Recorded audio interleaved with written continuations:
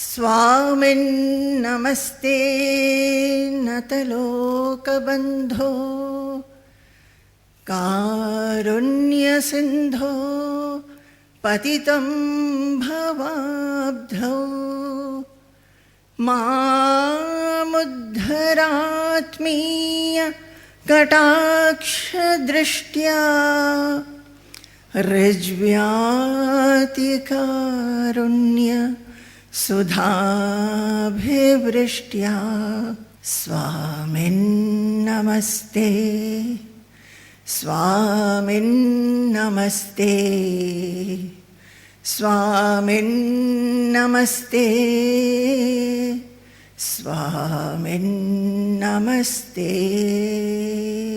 तव कथामृतं तप्तजीवनं कविभिडीडितं कल्मषापहं श्रवणमङ्गलं श्रीमदाततं भुवि गृह्णन्ति ते भूरिदा जना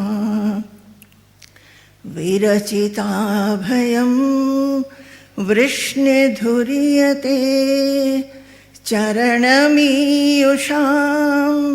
संस्मृतेर्भयात् करसरोरुहं कान्तकामदं शिरसि धेहिनः श्रीकरग्रहं तव कथामृतं तप्तजीवनं कविभिडीडितं कल्मषापहं श्रवणमङ्गलं श्रीमदाततं भुवि गृह्णन्ति ते भूरिदा जना। जय गुरु, जय गुरु, जय गुरु. My prostrations at the holy lotus feet of my Guru. My prostrations to Lord Krishna, who is here everywhere and who has manifested himself as my Guru. And my prostrations to all of you devotees who have assembled here to listen about the Lord, the Supreme Lord. Jai Guru, Jai Guru, Jai Guru. 7 days have passed and this assembly is full with the name of the Lord. Every day from morning till night, we are hearing His name, we are remembering Him. We are sometimes in ecstasy when we go around the Satrashala singing His name and Nama Sankirtana. Sometimes we feel that our heart is melting. Tears come to the eyes. What for is that? That is bhakti. Today, I'll share my thoughts with you about bhakti, the invaluable treasure. When we utter the word bhakti, that time itself, there is a feeling of divinity, a purity. The heart melts, tears come to the eyes, there is horripilation in the whole body. The mind becomes absolutely quiet at times. We feel fearless. We feel joyful and delightful. We feel as if there is no worry in this world. We forget everything and we feel like a child in the bosom of the Supreme Lord. This is what bhakti does. But it does for a while. When we are doing puja, or we go to temple, or we are in the midst of this kind of an assembly, the mind is full of bhakti. But that bhakti does not stay. As soon as we start interacting in the world, we find our mind becomes full of desires. The mind is gripped with fear and anxiety and tension and worries. We start finding fault with many things in this world. We start criticizing others, and we find that because of all that, the mind becomes agitated. Then the question comes to the mind at times, what is this bhakti then? I feel that I am a bhakta. Then why is it that I am gripped by fear and agitation? Is there any bhakti which will lead me to that kind of a state where the mind will not be agitated, mind will not be affected, and it will have supreme bliss and contentment? The mind thinks like that.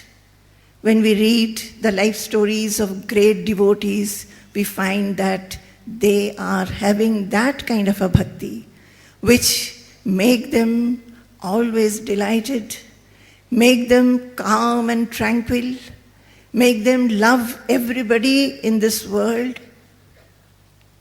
Then we think, can we not also have this kind of a bhakti? So the question is, in spite of our being in a devotional atmosphere, we must have introspection. Bhagavatam itself says, Shrindvan Pathan Vicharana Paraha. One has to do vichara. That what is this? Why is it that even though I consider myself to be a bhakta, I am not having the qualities of a bhakta by which God is pleased? In this manner, King Parikshit also did vichara. When he was cursed by the Rishi Kumara, Parikshit had insulted Shamika Maharshi, and he had kept a dead snake hanging in the neck of Shamika Maharshi. Why did he do so? Because he was thirsty and he asked for water, and the Rishi did not respond. A great king, a noble king, a devotee like Parikshit suddenly became angry. Anger overpowered him, and he did this heinous act of insulting a Brahmin, a Rishi. You know the story, all of you. He was cursed that on the seventh day he will be bitten by Takshaka and he will die. But then what did he do? He did vichara.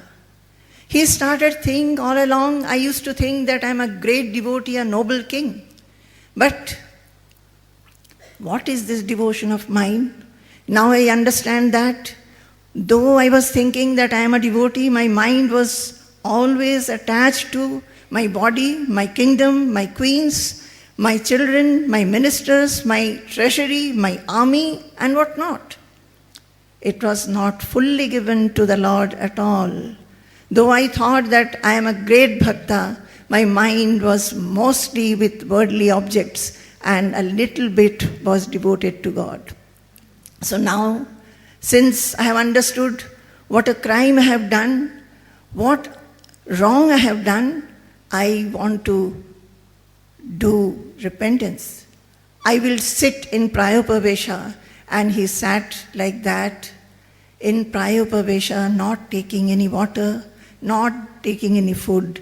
His only aim was to listen to the Lord's name and feel the Lord in the heart. He said, this curse by the Rishi Kumara has come as a blessing to me, only because I have been cursed and I will die on the seventh day, that my mind has turned towards the Lord completely. It wants to be with the Lord truly, completely, and wholesomely. So he asked the question to Shukadeva. All of you know that.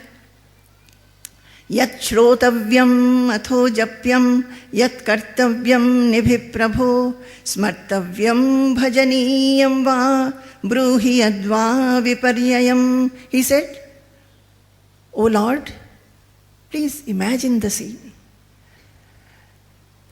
Parikshit, the great king, has left everything. He has nothing, no object as his own now. He is sitting by the side of the bank of the river, and sitting at the holy feet of Shukadeva, with tearful eyes and hands folded, he is telling him, please tell me, when a man has to die or his death is imminent, what he should listen to, yat shrotavyam atho japyam, what he should chant, what is his duty, and what he should remember, what he should worship. Also tell me, O Lord, what he should not do. What he should do as listening, chanting as a duty, and remembering and worshipping. Also tell, O Lord, what he should not do. As you know, the Bhagavata started like that. Shukadeva started giving him instructions. And Shukadeva said that, O king, there is so many things to hear in this world, but nobody wants to hear about God or Atma. They will spend their time in meaningless and useless work throughout the day, knowing that the world is transitory, the body and whatever is related to the body is absolutely transitory. Man still does not think of God, who is imperishable and who is permanent. He still runs behind the impermanent. He still runs behind things which are perishable, thinking that happiness will come from those items and those objects. So, O king, for you death is imminent. Similarly, death is waiting for everybody. As the body is born, death also gets born with the body. It follows everybody. Only thing, man simply does not look at it. He just ignores it. But death is following everybody. This question of yours is true for everybody in this earth. So what you have asked is very good. And what I am going to reply is also good, because it will do lot of benefit not only to you, but to everybody in this world for years and years and years. And he says, O king, if you want to get rid of fear, if you want to become fearless, then tasmad sarvatmana rajan hridistham kuru keshava. O Rajan, if you want to become fearless, then keep the Lord in your heart. How will you keep him? You have to hear about him. You have to sing his praises. You have to go around singing his name. Read and listen to whatever is being told about him. He said this, and this Bhagavata is with us even now. What is Bhagavatam? You know, it says, Yasyam vai shruyamanayam Krishne paramapurushe bhaktirutpadyate pumsaha shokamoha bhayapaha. Yasyam vai shruyamanayam Krishne paramapurushe bhaktirutpadyate pumsaha shokamoha bhayapaha. This is one text. If you listen to it, if you constantly listen to it, repeatedly listen to it, about whom? About the Supreme Lord, Sri Krishna. Then bhakti rutpadyate. Bhakti gets generated wholesomely, and that bhakti is shoka moha bhayapaha. It completely takes away shoka, the grief, moha, delusion, and bhaya, fear. This is what is Bhagavatam. Prahlada tells that he tells his classmates that, you know, my dear friends, bhakti is something which we have to generate. It is to be generated, that is the supreme duty in our lives. Ekanta bhaktir govinde yat sarvatra tadikshanam. We must develop bhakti for the Lord, and we must see the Lord everywhere. But Lord is pleased by only Amala Bhakti. Priyate Amalaya Hariranyad Vidambanam. Lord is happy and pleased only with pure bhakti. Everything else is only a show.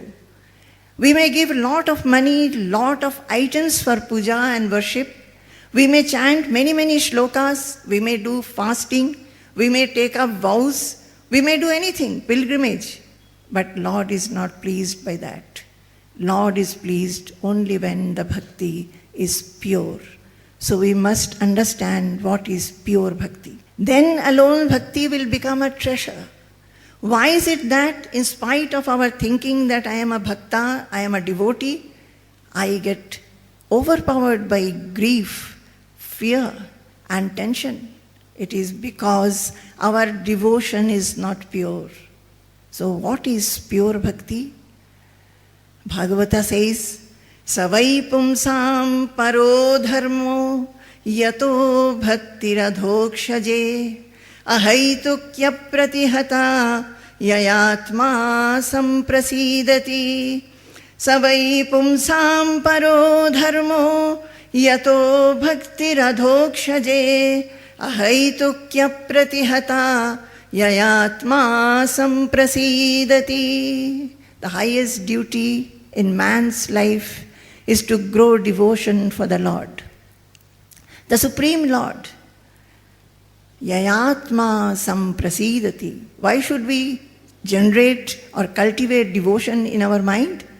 Because we want to be happy, we want to be contented, we want to be delighted, we want to be unaffected in this life. In this life, always we are having sukha and dukkha. We have happiness as well as misery.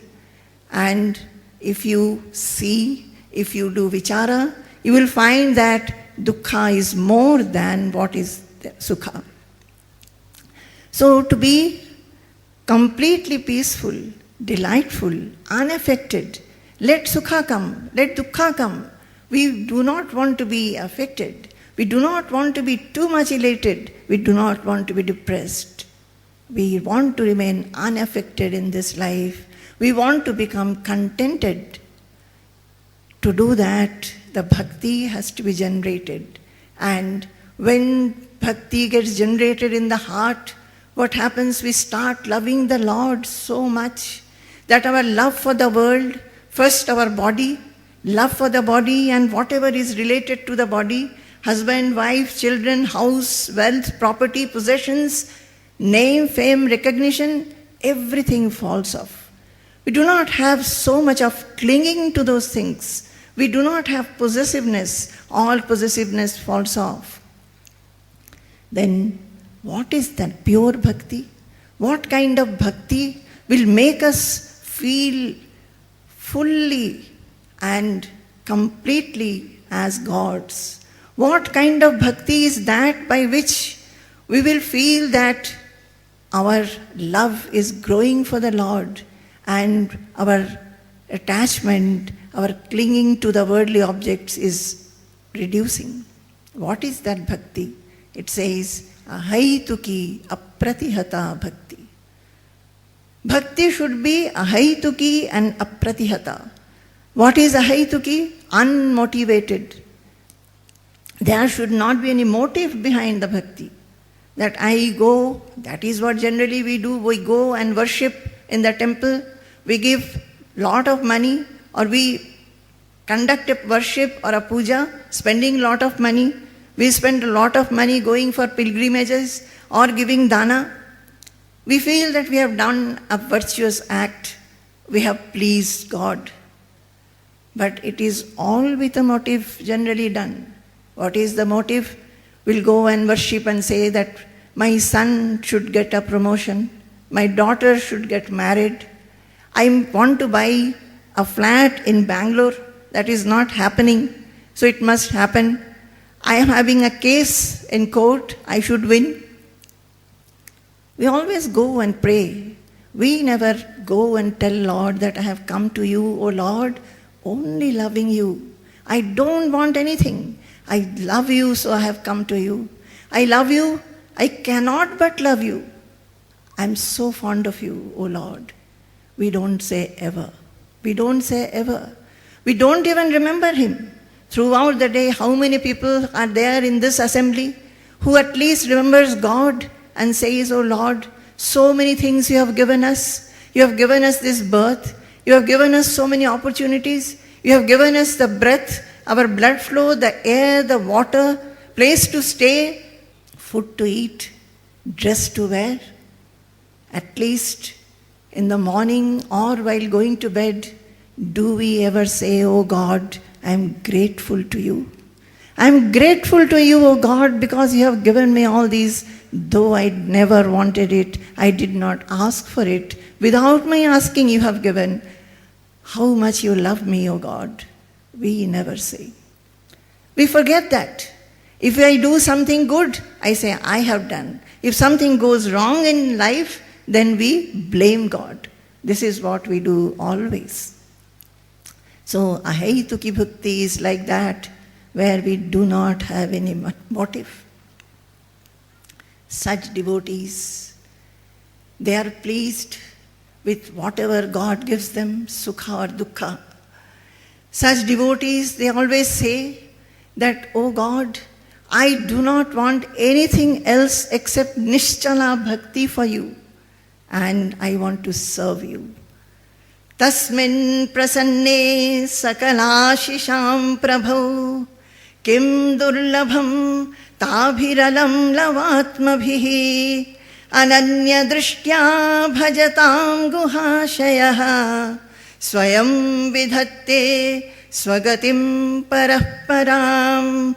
Tasmin prasanne sakalasisham prabho kim durlabham tabhiralam lavatmabhihi ananya drishtya bhajatam guhashayah swayam vidhatte swagatim parah param.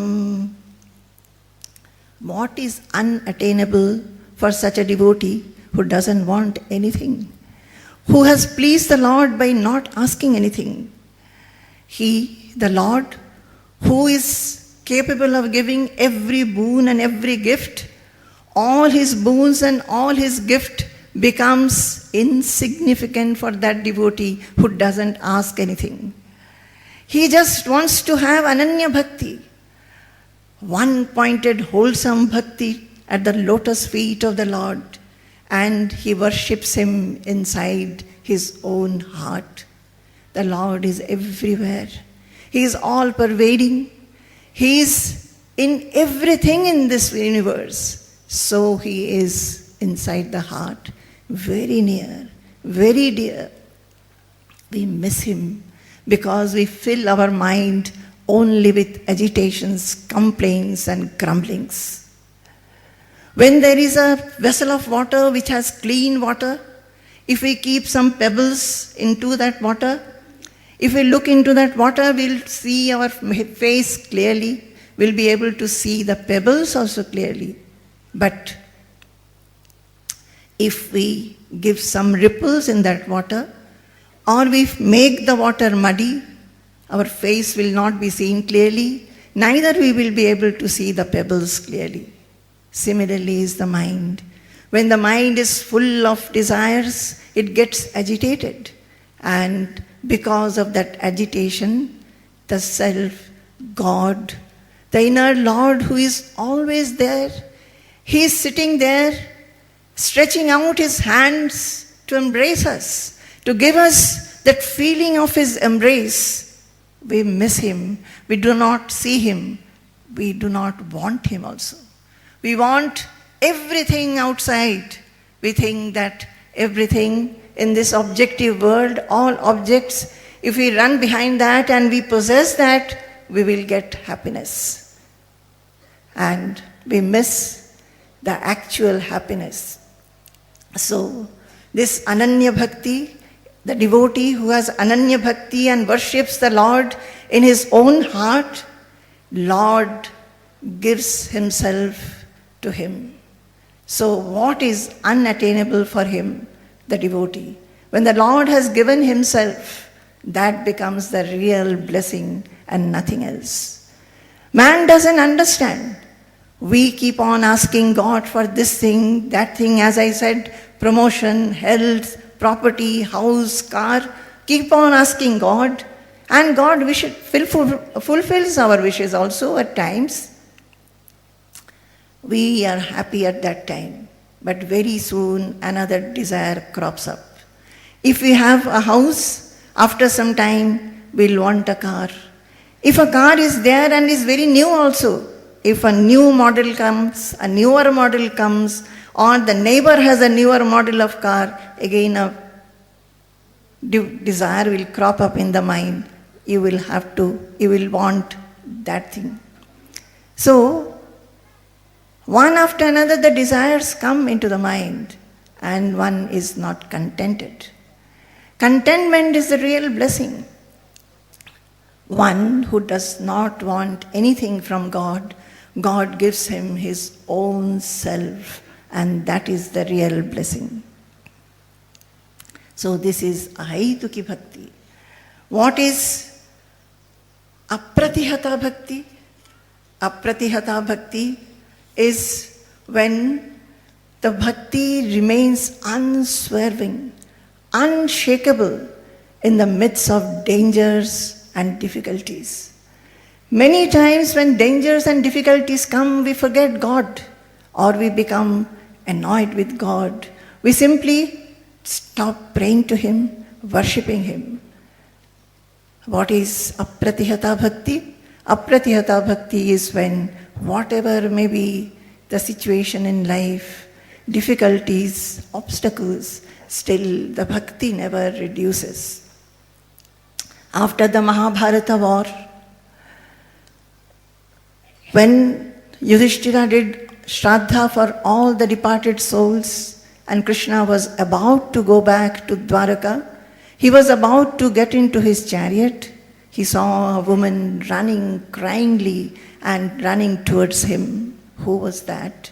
That was Uttara, Abhimanyu's wife, who was pregnant, carrying a small child in her womb. Ashwathama, who was very wicked, he had charged a Brahmastra to kill the Pancha Pandavas. So Krishna saw that the Brahmastra is charging towards the Pancha Pandavas and it was also charging towards Uttara's womb to kill that child, the fetus also.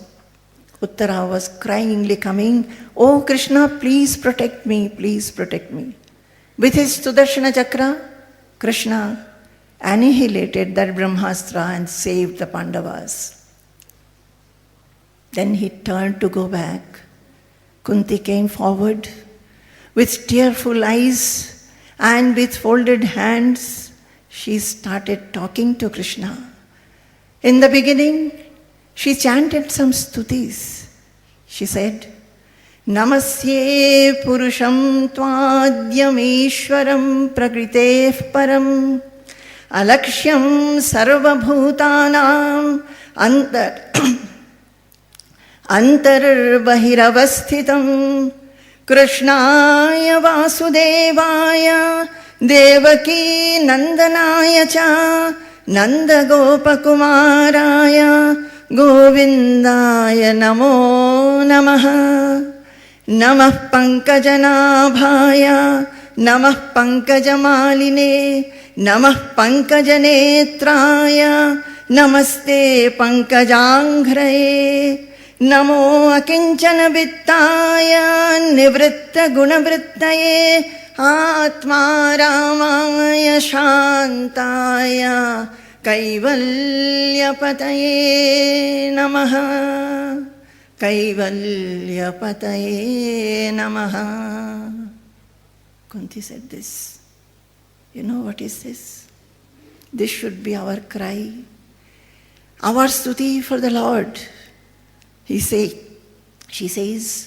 "O Lord, you who are the uncreated original being, the Supreme Person, the Lord of everybody, who has transcended the Prakriti, who is Alakshyam, invisible, and who resides within and without every creature in this world.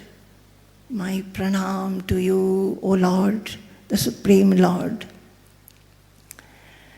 O Krishna, born of Vasudeva and Devaki, and who is the son of Nandagopa, while he's sported in this world.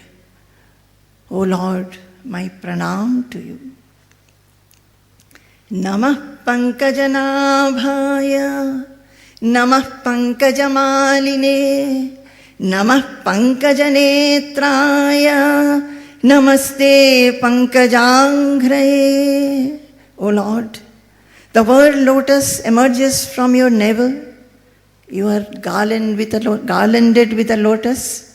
You are a lotus-eyed, and there is a lotus mark as an emblem below your feet. I do pranam to you, O Lord. Namo Akinchana Vittaya. Akinchana Vittaya. You who is the wealth of those who do not have any wealth. Who are those who do not have any wealth? Those ascetics, the renunciates, who have left everything, their hearth, their home, their relatives, their friends, their money, looking for you, to know you, to realize you. Those akinchana, you are the wealth for them. Akinchana Vittaya. Nivritta Gunavrittaye.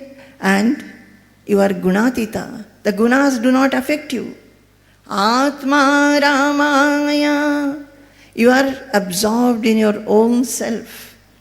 Shantaya. You are absolutely peaceful. Kaivalyapataye Namaha. You are the one who bestows liberation to everybody. To you, O Lord, I do pranam. She first chanted these stutis for Lord Krishna. Then you know what she said.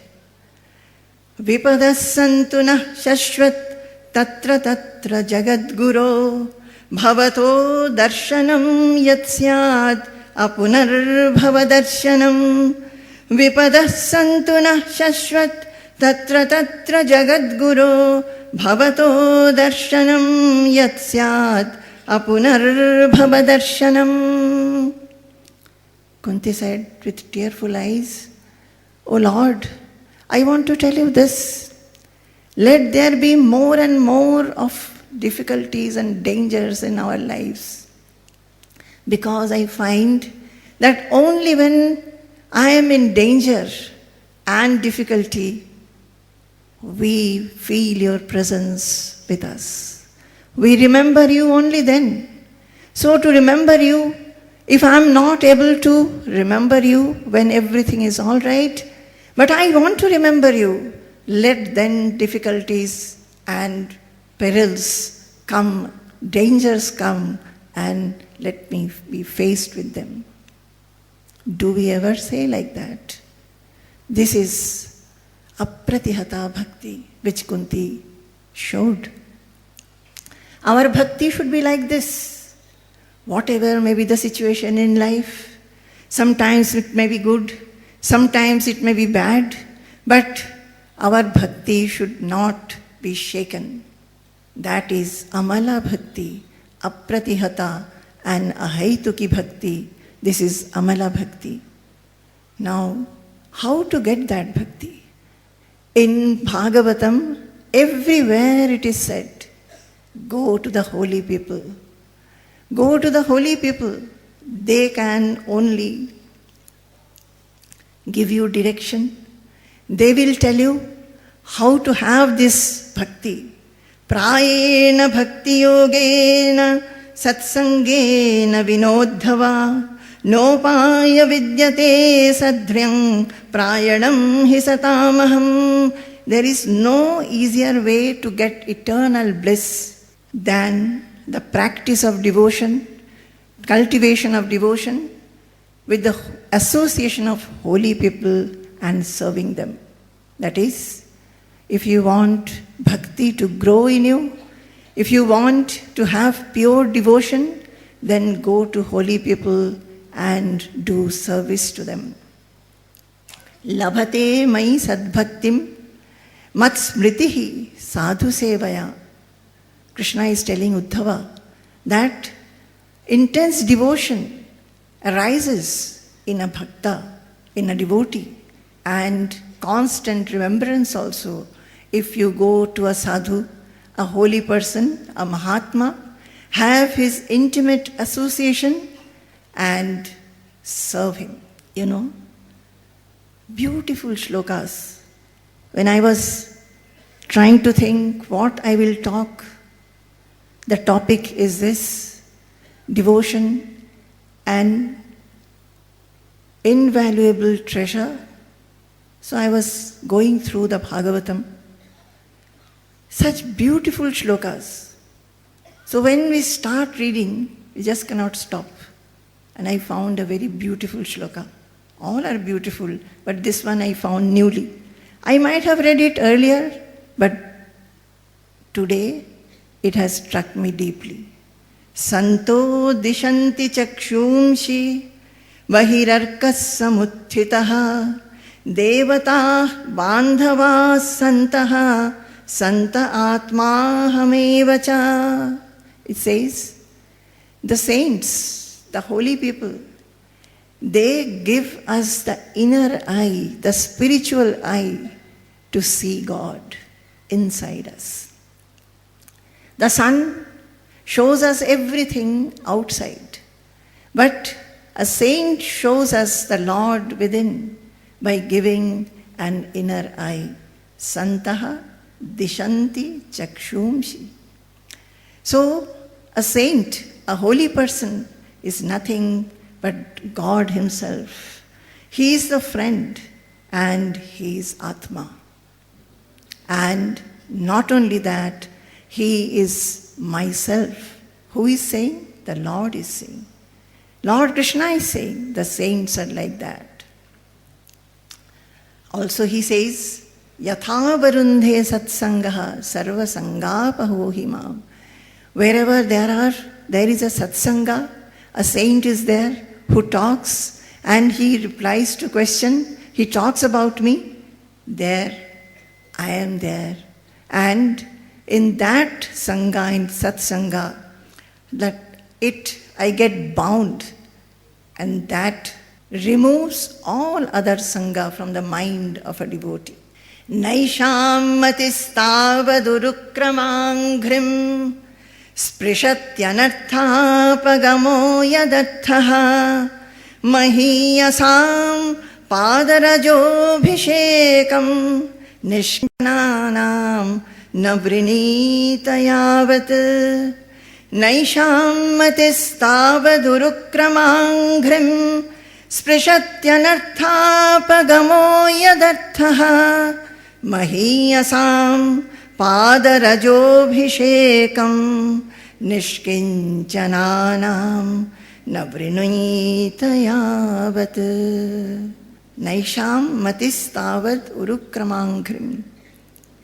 As long as a person's mind does not get bathed, as long as a devotee's head does not get bathed in the dust of the feet of great devotees, those who have realized the Lord in their heart, as long as it does not get bathed, that is, it does not fall at the feet of the Mahatmas, till that time his mind does not take a turn towards the Supreme Lord. He does not feel like learning about God. Shukadeva said, there is so many things to hear about in this world, but people are not interested to hear about God or Atma. They are always hearing about this world, the world, what it can possess, what it can acquire, although the world is transitory and perishable. So as long as One does not go to a Mahatma, sit at the feet, ask him question, after serving him, tell him that please tell me about God. If that association is not there, then the mind does not turn towards God. So to have devotion, what we should do, we must go to the association of a Mahatma. Not like this, where you are quite far away from the Mahatma, just listening and listening and listening. Not like that. Come near him, fall at his feet, ask him whether you can do some service, ask him questions. Then only he will start talking to you, and he will remove the ignorance from your mind. Then only your mind will be full with the devotion for God. Mahiyasam padarajobhishekam nishkinchananam na vrinitayavad. And as long as that does not happen, that you bathe your head with the dust of the feet of great devotees and be in that association, the mind will not turn to the Lord, and there will be always suffering and suffering in this world. So, in this Bhagavatam, most of you have been reading Bhagavatam, so you must be knowing that Parikshit has been asking question after question, and Shukadeva has been giving reply after reply. So, Devahuti asked her son. When Kardama went away, after Kapila was born, Kardama took to sannyasa. Devahuti became alone with the son. She asked the son, I find that all these years I have been very much infatuated with worldly objects. My only aim and goal was to possess things. Only on worldly objects my mind was there. I never thought of God. Now I want to know about God. How can I grow devotion in my mind for God who is invisible, whom I have not seen? I think that is the question all of us have. God is invisible. We do not know him. So how do we cultivate devotion for him? So Kapila says, O mother, this mind, when it thinks about the world and the worldly objects, it gets attached to them. And because of that attachment, one undergoes suffering. First, it becomes attached to its own body and mistakenly identifies the body as a soul. Soul as the body, mind, and intelligence. He mistakenly identifies himself and he thinks that I am the body. So, he suffers. Whenever the body suffers, the mind suffers, there is suffering in the intelligence. He suffers. So, if you want to get rid of this suffering, this attachment, then you must turn this attachment to holy people. Get attached to them. Start loving them. Their association. Now what we are doing, most of us, we love the association of the worldly people because world gives us short-lived pleasure, easily available, so our mind goes to worldly people. Now that love and attachment towards the worldly objects should be turned to the holy people who loves God alone, for whom wealth is God alone, who wants nothing else as possession. So, Mother, Kapila says to Devahuti, O Mother, turn your mind towards holy people as sadhus. And who is a sadhu? Who is a sadhu? First we have to know that. So he says, the holy people are like this. Prasangamajaram pasham atmanah kavayo viduhu saeva sadhu shukrito mokshadvaramapavritam titikshavaः karunikāः surhidas sarvadehinam ajātashatravah shantāः sadhavah sadhubhūषणाः मयि अनन्येन भावेन भक्तिं कुर्वन्ति ये दृढां मत्कृते त्यक्तकर्माणः त्यक्तस्वजनबान्धवाः मदाश्रयाः कथामृष्टाः शृण्वन्ति कथयन्ति च तपन्ति विविधास्तापाः नैतान् मद्गतचेतसः प्रसंगमजरं पाशं कवयो आत्मनः कवयो विदुः स एव साधुषु कृतो मोक्षद्वारमपावृतम्. It says that all the wise men, they say that intense attachment to the objects of the world, that is the cause of bondage in the mind. We feel we are bound. We feel we are constricted. We always feel that we are burdened. So many things to do. The mind is not free, and the mind becomes affected by anything and everything. We get affected by anybody telling anything to us, things going wrong in our life, we are always affected. We are absolutely bound, worryful, and we are tense. So, this same attachment, if directed towards holy men, opens the gate of liberation. Saeva sadhu shukrito mokshadvaramapavritam. Who are saying this? Who is saying this? Kapila, who is a manifestation of Lord himself. He is telling his mother that moksha dwar will be open. Gate to liberation will be opened. That is, liberation means what? Liberation doesn't mean that when you leave your body or the body falls, you get liberated. Liberation is from little things which bind you. If you are a lazy person, you become affected because of your laziness. You must be hearing comments because of your laziness. You do not like to hear those comments. If you are irritable, you may get angry with somebody, but the suffering becomes yours later. If you are procrastinating, then that suffering is yours. Jealousy, greed, desires, everything give us suffering and bind us. So, the traits which bind us, the traits which give us suffering, we have to get rid of those traits.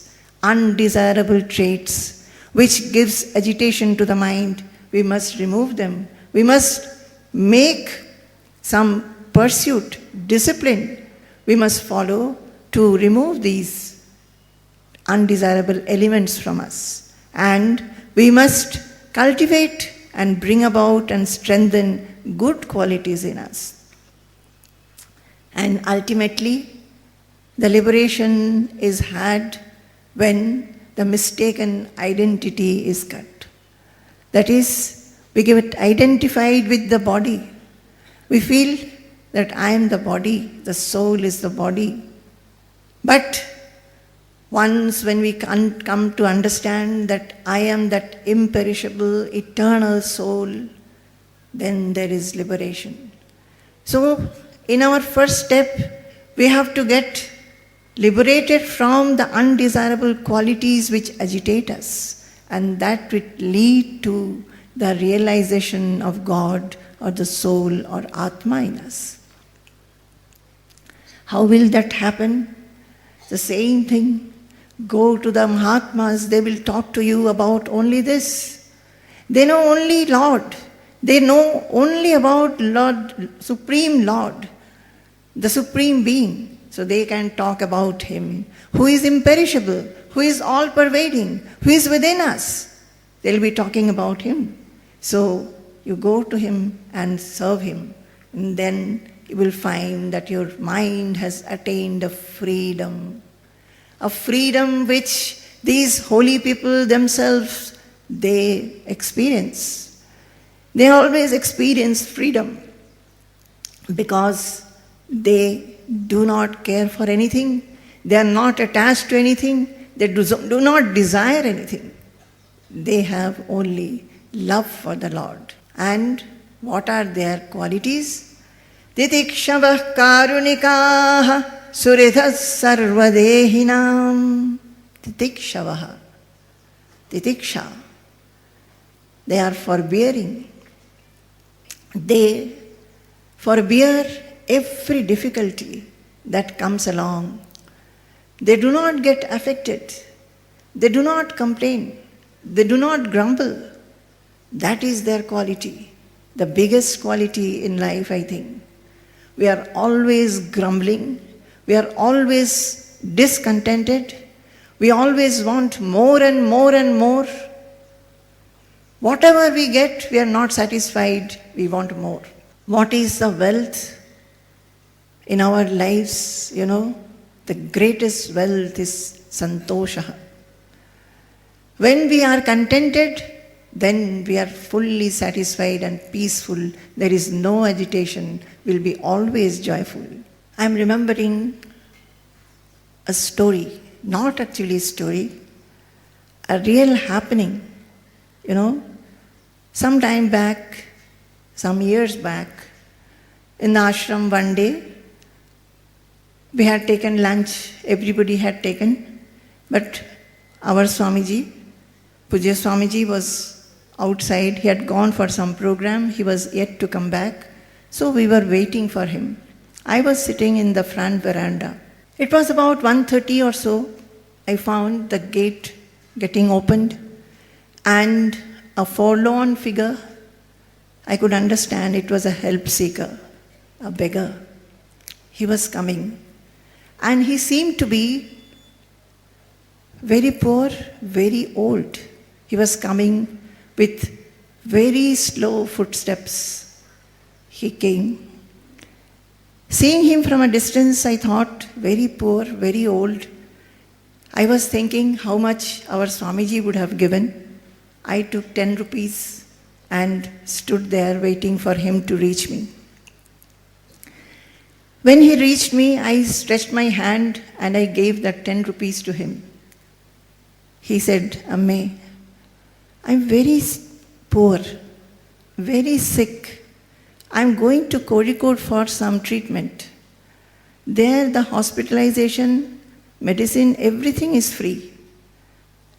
But I have to reach there. I do not have the fare to go there. The train fare I don't have. And the train fare is 30 rupees. Can you give me 30 rupees? Without any word, I went inside, took 30 rupees and came back. While coming, I took a little time. I thought, poor man, he is going to get hospitalized.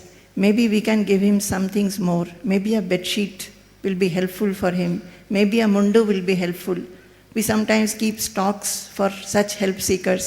So I asked one brahmachari that please give me these things, one bedsheet and one munda, one torta munda also. Collected them, came and gave the packet to him. He received it. I said, there is a bedsheet here. He smiled, and he said, it will be very nice. It is raining. It is cold at night. I can cover myself and I will wear the munda. And this torta munda also will be useful for me. And then he turned to go. All his movements were very, very slow. He turned back and he looked at me and said, at that time, with a very painful face. So I was thinking why he is so painful. He said, I am very sorry now. You are such a good mother. you have given me so many things without my asking. I am thinking I am very old. When I go there, suppose I am not able to come back, I die, I will not be able to come and see you again. Saying that, he was nearly, sadly trying to go. At that time, I looked at his feet, wrinkled feet. His face also I looked at, wrinkled face, eyes were very dim, very blurry, and lot of deposits at the corner of the eyes. He was hardly able to walk, and his feet had big nails full of mud, and the two chappals that he had were nearly torn, one of one kind and another of another kind.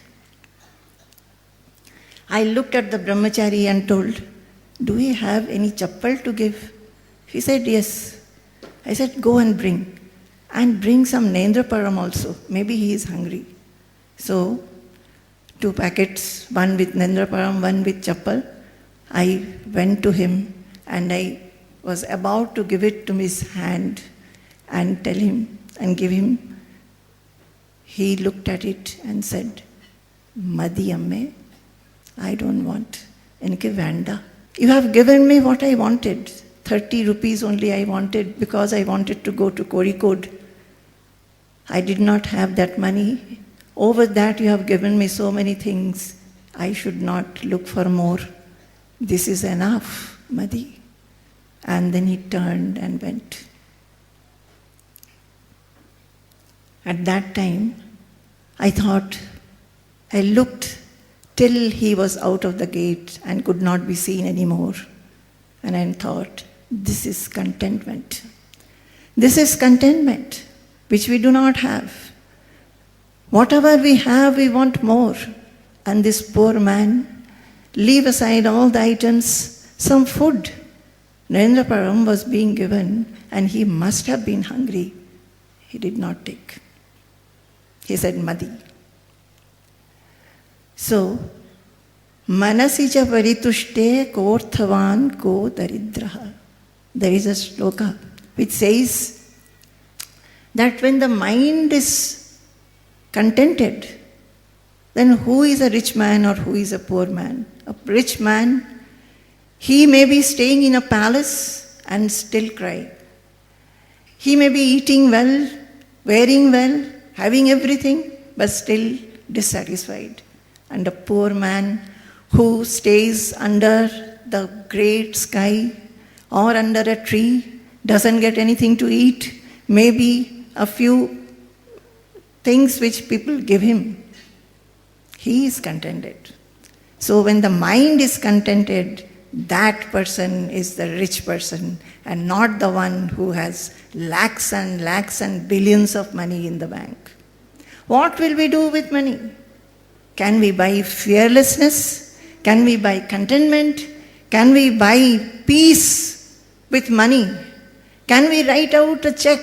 Can we take a draft with our money? We feel that we are secure when money is there. We think that if I am sick, I'll be able to go to a good hospital and get treated. But money can go anytime. It has no value. It is perishable. Similarly, people around us, everything is perishable. Then who is the wealth? Who is the possession? Whom should we ask for our security? Where should we turn to? It is the Lord. It is the Supreme Lord, my dear devotees. It is the Supreme Lord.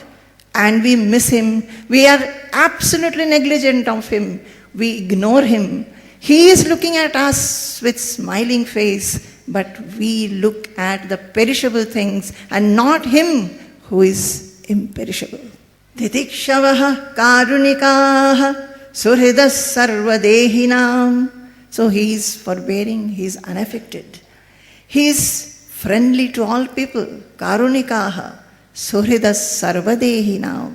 He is everybody's friend. he has mercy, karunikaha, mercy and he is merciful and compassionate. Suhrida sarvadehinam, he is everybody's friend.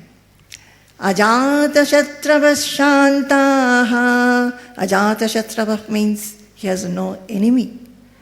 Everybody likes him. Why? Because he has no complaint against anybody. He likes anybody, everybody.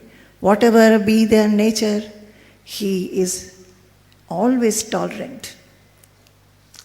Ajata shatrava shantaha, he is peaceful and tranquil. Sadhava sadhubhushanaha, and he has virtues as his ornaments. What ornaments do we have? We want ornaments. We want so many decorative items. In the houses, we always want to decorate the drawing room. Curtains will be changed. Upholstery of the sofa will be changed even though they are good. We want to decorate everything. We do not decorate our heart with love for God. Why don't we paint our heart with love for God, with pure love, with pure devotion, which is ahetuki, which is apratihata? We should do that. The sadhus, the holy people, their ornaments are their virtues, the good qualities. Mai ananyena bhavena bhaktim kurvanti ye dridham. They are ananya bhakti they are having, and with ananya bhakti, which is dridha, which is unshakable. As I said, I explained, Bhagavata has explained, not I, what is apratihata bhakti. With that they worship the Lord always. Matkrite tyakta karmanaha tyakta swajana bandhavaha, and they have left everything. They solely depend on the Lord Himself. They never consider that wealth is my security, or people, my friends, my relatives, my children, my property, that is my security. They do not think. They solely depend and rely on God solely. Madashrayaha katham rishtaha shrinvanti kathayanti cha. They hear and speak about everything that relates to me. They find happiness in doing that, you know. When we read this, when we hear this, I'm telling you, reading out, so you are hearing. Always, constantly, one introspection should go on in the mind. What are we? What are we doing? Are we talking about God? Are we depending solely on Him? Are we find delight in talking about God, or are we always talking about others? Bhagavata says that Anyasya dosha guna chintanam ashu muktva. That is, people generally gather together. When they gather, they talk only about others. They never talk about God. Their bhakti, their nishtha is on the world, not on God. So one has to generate vairagya to the world, dispassion towards the world. That is, clinging to the world has to be completely dispelled, and anuraga for God has to be developed. So a holy person, he always talks about the Lord and finds delight in that. Tapanti vividhas tapaha. And whatever situation he faces, he does not get affected at all. Naitan madgata chetasaha. Why he is able to do all this? Because he is madgata chetasaha. His mind is fully in the Lord. How has he developed it? We must ask. You know, so many questions remain unanswered. In this short time, I cannot tell you the other shlokas which give the replies. How one has to develop. How one has to develop, but one has to develop. One has to take to a pursuit. One has to take to a discipline. It can be done.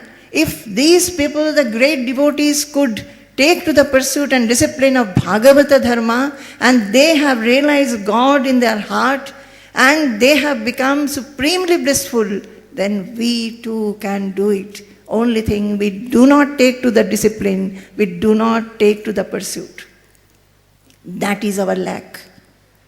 That is why we should go to the sadhus. That is why we should go to the Mahatmas and talk to them. Sit at their feet. Ask them. Cry and tell. I have understood that this world is absolutely perishable, transitory. It is not going to give me permanent happiness ever. I want to think about you, O Lord, and grow in devotion to you, so that at one point I get merged in you.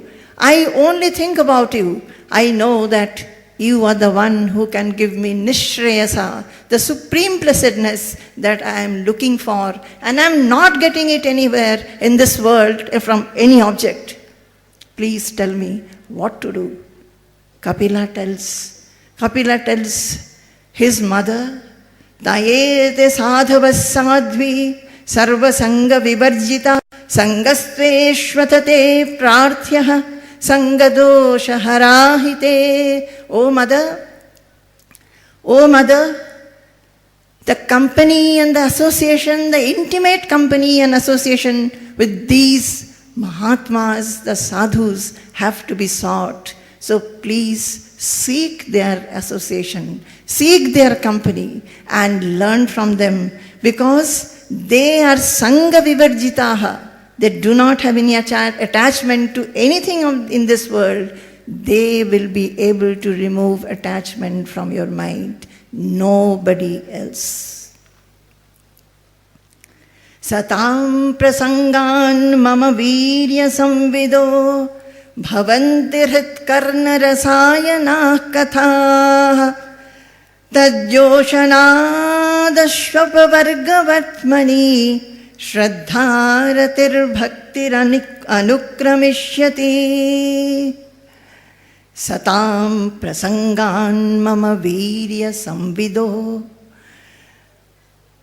When we take to the company of the holy people, the sadhus, the Mahatmas, what happens? We come to listen to the excellences of Lord, because they won't talk anything about these worldly affairs. They will only talk about the Lord.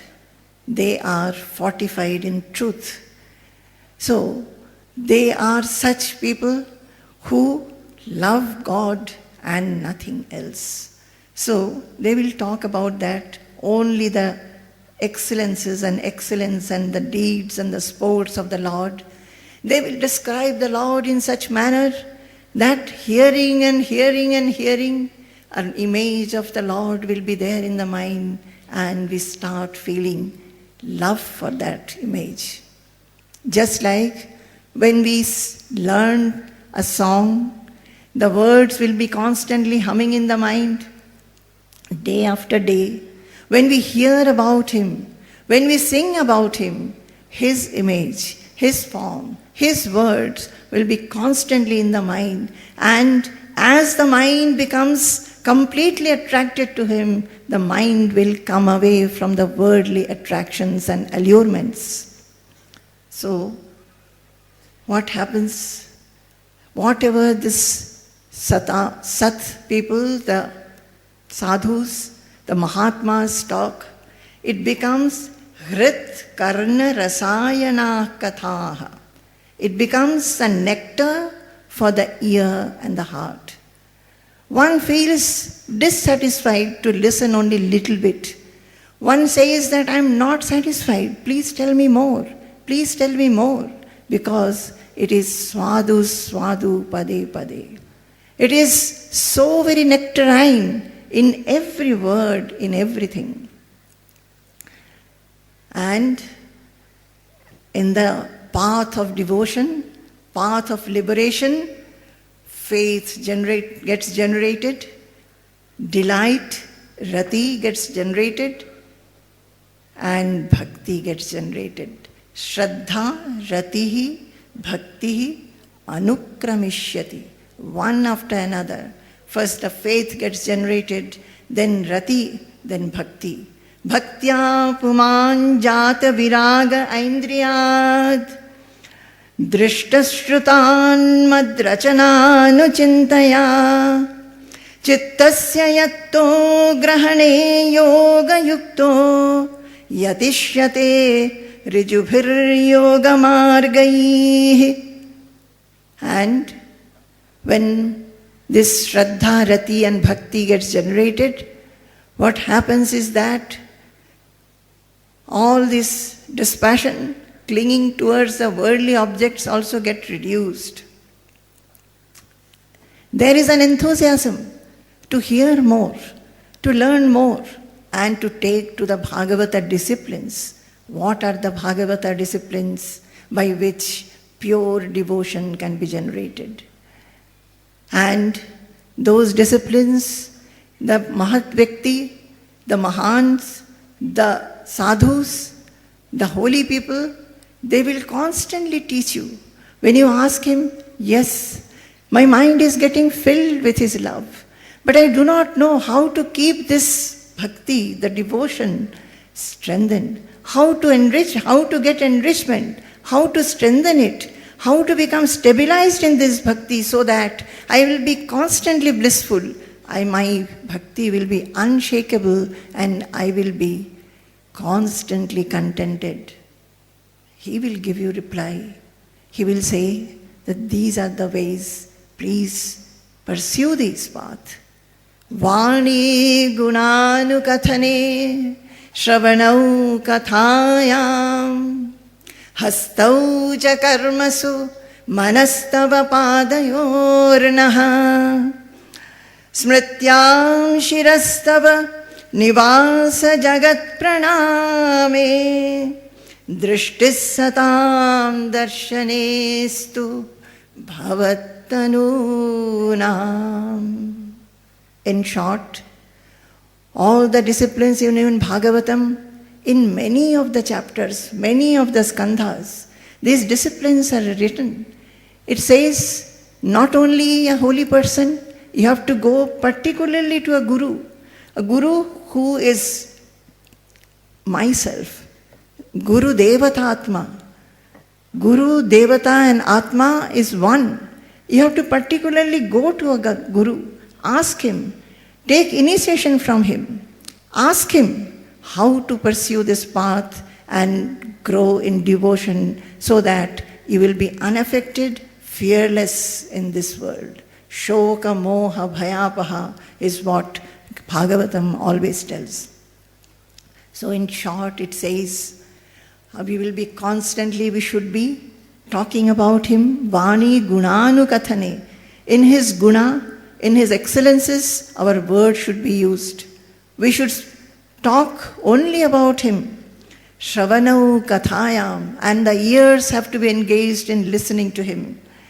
Hands should be engaged in his work, in his service. And who is he?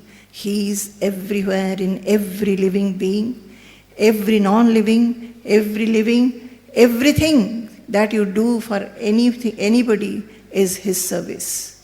Do with a service attitude. From the constriction of your mind, grow universally, because he is all-pervading. You too become universal. That is what Bhagavatam says. Hastau cha karmasu manastava padayornaha. And the mind, wherever we are, we should be thinking that the mind is always at his feet doing pranam. Always at his feet, the mind should be as if chained with him. Smrityam shirastava nivasa jagat praname. And think about him constantly and everywhere, because he is all pervading, he is everywhere in everything. Do pranam to everybody, mentally or actually. And drishtis satam darshanestu bhavattanunam. Let the eyes be engaged in seeing your devotees, who is nothing but yourself, O Lord. You are in them manifested. You are in everything. So let the eyes see you everywhere. When we go to the temple, we see the idol. When we sit in the puja shrine, there is idol, there is pictures, and we chant some shlokas and stutis, we light a lamp and incense stick, we offer some flowers, and we feel that we have seen God. We go to various pilgrimages, and everywhere we go to the temples, and we are satisfied only when we can take a darshan. But is He only there? No. God says that I am everywhere. I am in everything. And God says that seeing me everywhere, you should do pranam to me. Pranamed ananyaha. With ananya bhakti, do pranam to everything in this world. How will we see Him? How will we see God? We can see God only when we can see Him everywhere. Then only our devotion will become pure, absolute. And we will enjoy and experience Him inside our heart. We'll get His touch, His alingana, His sparsha inside our heart when the heart becomes pure with pure devotion.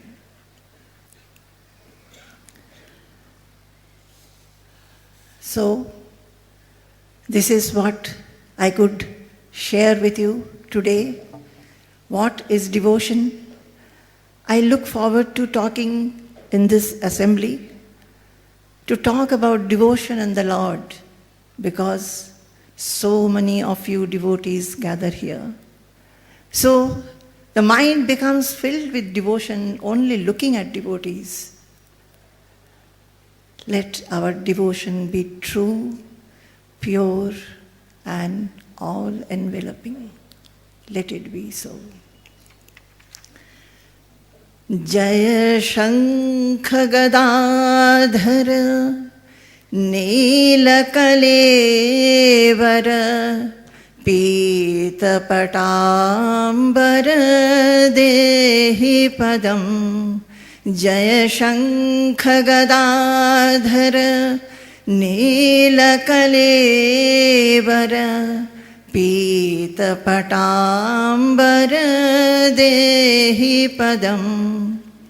Jaya Bhakta Janashraya Mangala Karana Antima Bandhava Dehi Padam. Jaya Bhakta Janashraya Mangala Karana Antima Bandhava Dehi Padam. Jaya Shankha Gadadhara Neelakalevara Pita Patambara Dehi Padam. Jai Guru, Jai Guru, Jai Guru.